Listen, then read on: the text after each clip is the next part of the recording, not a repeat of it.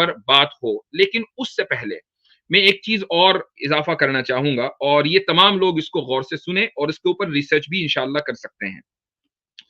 وہ یہ ہے کہ حجاب عورت کا یہ صرف اسلامی یا مذہبی مسئلہ نہیں ہے، بلکہ یہ مسئلہ فطری بھی ہے، یہ مسئلہ نیچرل ہے. اور وہ اس طریقے سے کہ مردوں کے اندر پوری انسانی تاریخ میں اور دنیا کے آپ کسی بھی معاشرے میں چلے جائیں، چاہے وہ لبرل معاشرہ ہو یا ٹریڈیشنل معاشرہ ہو، کہیں بھی آپ چلے جائیں، مردوں کے اندر ایک صفت پائی جاتی ہے. اس صفت کو ہم بولتے ہیں اقدام، جس کو ہم انگریزی میں کہہ سکتے ہیں اگریسونیس. تو مرد جو ہے وہ اگریسو ہوتے ہیں.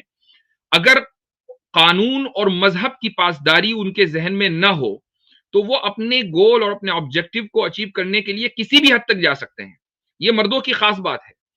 یعنی جو جرائم کی دنیا ہے، ان جرائم کی دنیا میں مرد ہی زیادہ ہیں. کیوں؟ اس لیے کہ اگریسو وہی ہیں. اسپورٹس کی دنیا ہے تو اس میں مردوں کی ہی اجارہ داری ہے، اس لیے کہ اگریسو وہی ہیں. یہ صرف ایسا ہی نہیں ہے کہ وہ طاقتور ہوتے ہیں، بلکہ اگریسو بھی ہیں. دونوں ہی چیزیں ان کے ہاں ہیں. اس لیے اسپورٹس کی دنیا ہو، جرائم کی دنیا ہو، وہاں پر مردوں کی اجارہ داری ہے.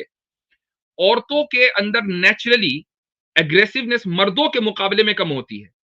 ہم اردو میں اس کو کہہ سکتے ہیں کہ عورتوں میں فرار ہے اور مردوں میں اقدام ہے. یعنی وہ اوائڈ کرتی ہیں اور مرد جو ہے وہ اقدام کرتا ہے. اور اس کی ایک بایولوجیکل ریزننگ بھی ہے. وہ بایولوجیکل وجہ اس کی یہ ہے کہ جو مرد ہیں ان میں ٹیسٹوسٹرون کا لیول عورتوں کے مقابلے میں زیادہ ہوتا ہے، اور عورتوں میں مردوں کے مقابلے میں ٹیسٹوسٹرون کا لیول کم ہوتا ہے. یہی وجہ ہے کہ مرد زیادہ اگریسو ہیں اور عورت کم اگریسو ہے. جب عورت زیادہ اگریسو ہے، مرد زیادہ اگریسو ہے اور عورت کم ہے، تو حفاظت پھر عورت کی جائے گی، مرد کی نہیں کی جائے گی. کیونکہ مرد کی اگر حفاظت کر دی گئی اور یہ کہا گیا کہ بھائی تم گھر میں بیٹھو، عورت باہر نکلے گی، تو یہ عورت کی فطرت اور مرد کی فطرت کے خلاف ہے. اس کی وجہ یہ ہے کہ جو زیادہ اگریسو ہے اس کو زیادہ بڑے گول دیے گئے کہ تمہیں ان گولز کو اچیو کرنا ہے. مثال کے طور پر اپنے خاندان کو پالنا ہے، اپنے آپ کو سپورٹ کرنا ہے، اپنی فیملی کو سپورٹ کرنا ہے، باہر جا کر محنت والے جو کام ہیں وہ کرنے ہیں. وہ سارے کام مردوں کو دیے گئے، اور عورت کو یہ حکم نہیں دیا گیا کہ وہ باہر جا کر کام کرے مردوں کی طرح. جو وزن اٹھانے والے کام ہیں یا جو بھی جس طرح کے ملٹری کے جو کام ہیں، وہ عورت پر ان کی کوئی ذمہ داری نہیں ڈالی گئی. چونکہ مردوں کے اندر اقدام کی صفت پائی جاتی ہے اور عورتوں کے اندر فرار کی صفت پائی جاتی ہے. لہٰذا مردوں کا جو نکلنا ہے معاشرے میں، وہ ایک مستقل ضرورت کے تحت ہے. اس کو معاشرہ چلانا ہے، اس کو فیملی چلانی ہے. اور عورت اگر اپنے گھر سے نکلے گی تو وہ مستقل ضرورت کے تحت نہیں نکلتی، بلکہ وہ ایک وقتی ضرورت کے تحت نکلتی ہے. اور یہ میں آپ کو بتا دوں کہ جو شخص وقتی ضرورت کے تحت گھر سے باہر نکلتا ہے، یا جس کو وقتی ضرورت کے تحت کسی بھی چیز کی اجازت ہوتی ہے، تو وہ قید و بند کے ساتھ ہوتی ہے. میں اس کی ایک مثال دیتا ہوں. مثال یہ ہے کہ آپ حضرات نے بھی لاک ڈاؤن کا زمانہ پایا ہے.